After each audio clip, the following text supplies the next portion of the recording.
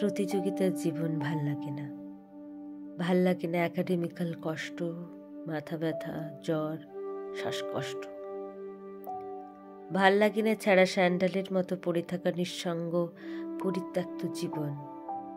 ভাল লাগে না হতাশা, আক্ষেপ আর প্রতিদিন বেঁচে থাকার ক্লান্তিকর লড়াই। প্রতিযোগিতা করতে করতে জীবনটা কেমন যান্ত্রিক হয়ে গেছে। কোথাও দুদণ্ড শান্তি নেই।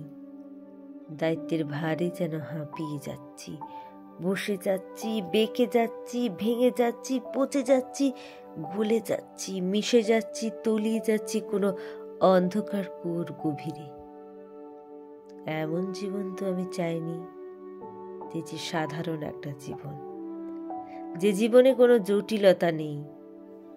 আমি চেয়েছি ঠান্ডায় কাঁপতে কাঁপতে থকথকে কাদা মাটিতে ধানের চারা লাগানোর মতো শিশির মুদ্রিত কুয়াশা মুড়ানো একটা অপূর্ব সুন্দর ভোর।